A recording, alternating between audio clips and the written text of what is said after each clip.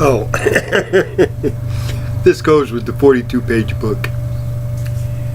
I forgot to mention David Devane. David Devane is an expensive lawyer that Chris hired. This guy is interesting.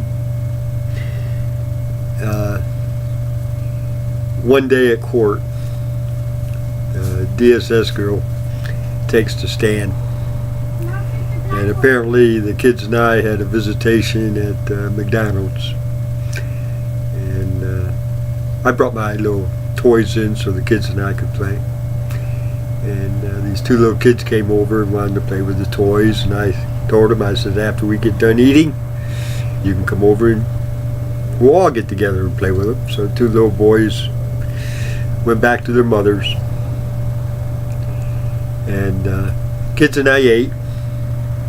Then I brought out the toys, and the two little kids came over, and we spent the hour playing. In court, though, I received a letter from DSS stating that I angrily screamed at those two black children. I took the letter, wadded it, threw it in the trash can. Garbage. Well, in court, the DSS girl took the stand. David Devane had her tell the story concerning the day at McDonald's, where I angrily screamed at these two black children. So, anyways, I take the stand. And, taking the stand, you get to say what you say. Well, going through DSS,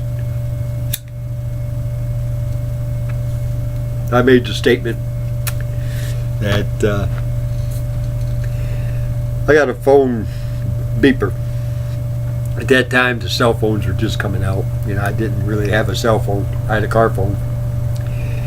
Big old World War II car phone. I bought it from Andy Jackson for $50 so I could have a car phone to use on the mail route and for home use. DSS didn't like it. They wanted me to get a home phone, one at my house. I got a phone. Anyways, that torqued off DSS because I did not get a house phone. But anyways, DSS sent me that letter about me screaming at these two black children. Angrily screaming at these two black children. Well, I take the stand, and my statement was something like this. My mom and dad, my sister, my brothers, my nieces, my nephews have the mental ability to put 11 numbers in the proper sequence that makes my beeper go off. If you have any dealings with my children, you do not have the capability, mental stimuli, to put 7 numbers in the proper sequence that makes my beeper go off. I've been told on numerous occasions that DSS tried to contact me and I did not return their call. Lies. I've also heard that the ex and her copy-woppy husband tried to contact me and I did not return the phone calls. Again, lies. On my desk over there, if the court would accept it, I have verification of that through Verizon, because Verizon, I asked them, and it cost me money, to get the last 1 year usage of not only my phone, but my beeper. All that is on paperwork on my desk, on that desk over there. Now, dealing with these two children at McDonald's, the kids and I were eating. They came over and wanted to play with the toys that I brought. I told them that once we get done eating, then you can come over and play with us. but not right now. So they went back to their mother. They stayed. They did not leave, as that woman said. Because when the kids and I said our prayer, ate our supper, and I brought the toys out, the two little kids came up and joined us at the table, and we played for the rest of the hour until it was time for them to go home. Well, when I got done, David Devane comes up and looks at me, and he goes, "Mr. Taylor, did you hear the DSS, while she was sitting here under oath, say that you angrily screamed at those two black children?" And I looked at him and I went, "Yeah, David, sure did." "Well, are you telling the court that she is perjuring herself?" "No, David. I think you're doing a fine job at telling the court that she's perjuring herself." David looked at me, lowered his head, turned around, and shuffled and sat down. The judge asked him, "You got any more questions for the defendant?" David shook his head. The judge said, "The court does not recognize a head shake. Please answer the question." He said, "No, Your Honor." Well, sometime before that, a friend of mine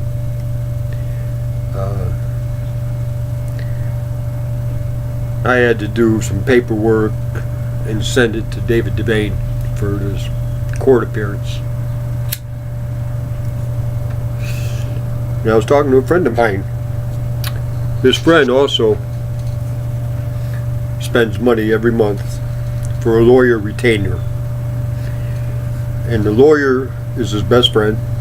They have dinner once a week.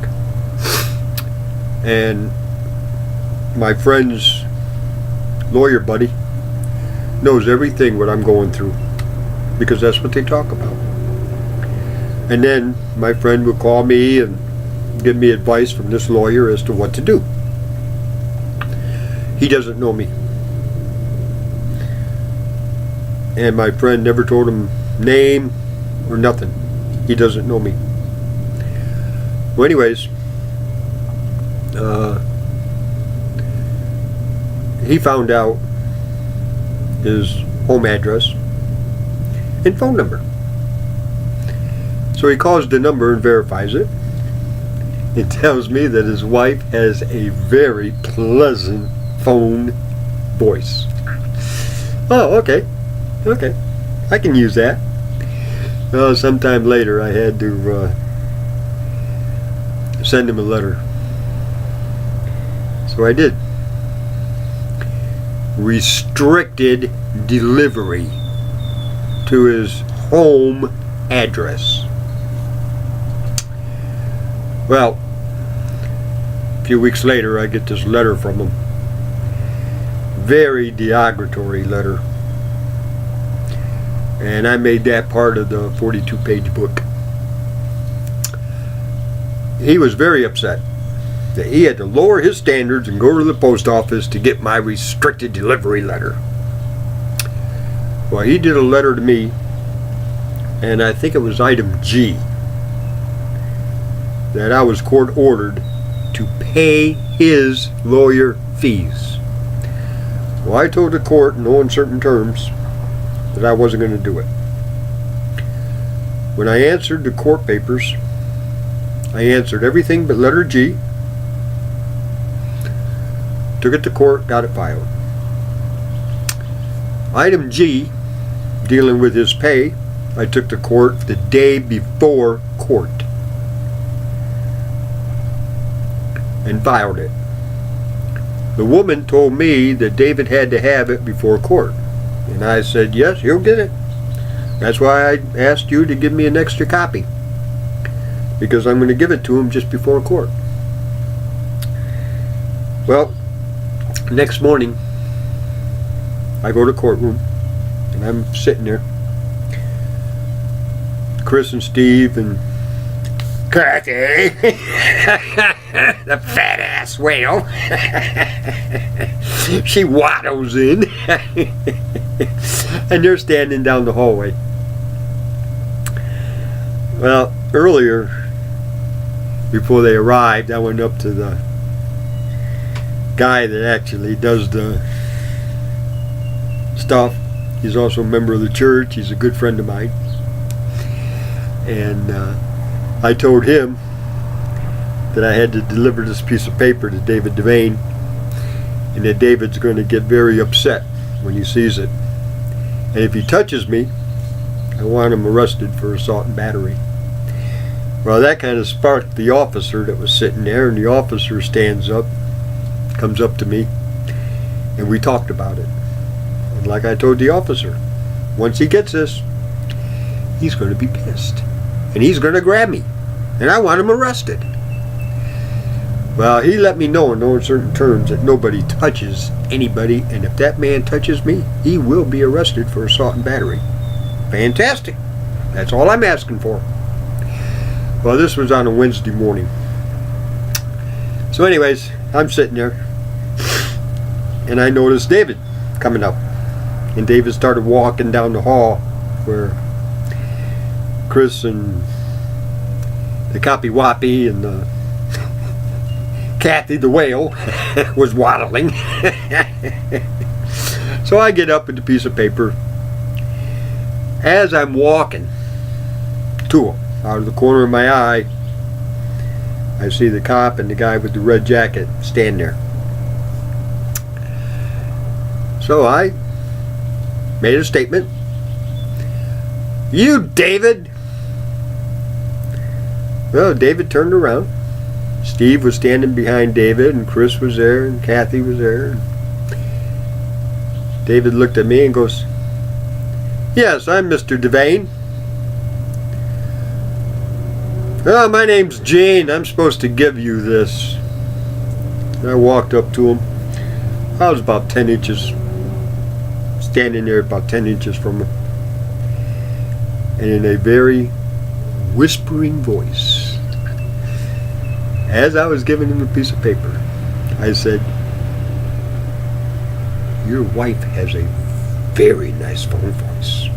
And I turned around and started walking away.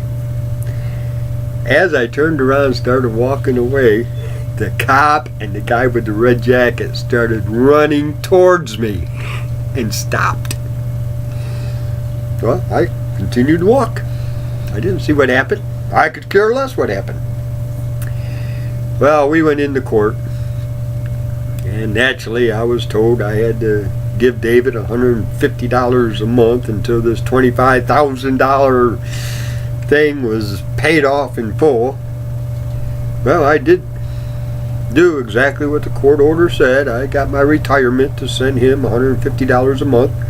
Of course, when I left South Carolina, I canceled that because I knew the bastard would come after me with an arrest warrant for disobeying, which he did. I found out there was an arrest warrant for me, but it's non-expedition. As far as I know, it's still there, because I still owe him $18,000.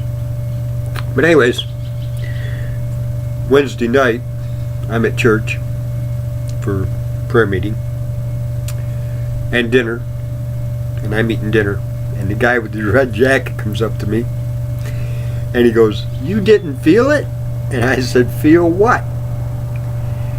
He dropped his briefcase and that letter you gave him and went after your throat. That man that was standing there grabbed a hold of his shirt and yanked him back, almost snapping his neck.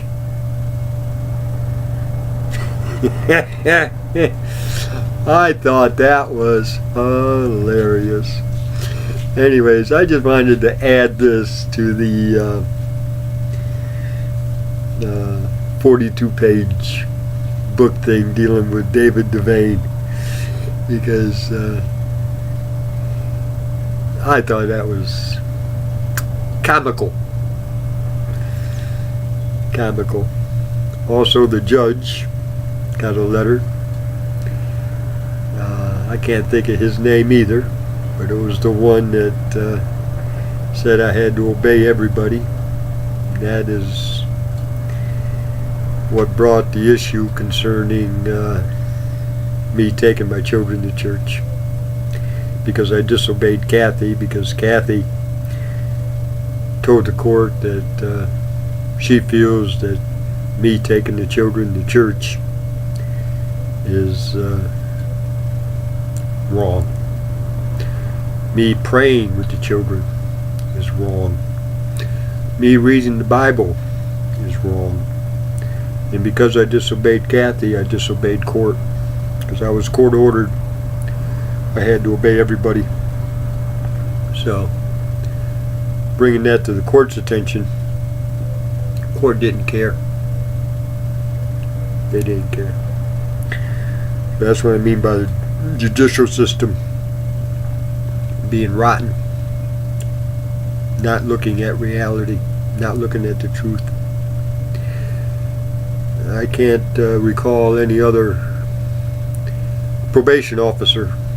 The head of probation officer also got a letter because of what happened during probation, which I talked about in the other video, dealing with that thing they wanted me to do, plus the fact of taking that drug test, which never happened, because all I do is nicotine and caffeine. So anyway, I'm looking at about 17 minutes, so I'm going to seal this one, but this one goes to page 2 of the 42-page report. So have a good day.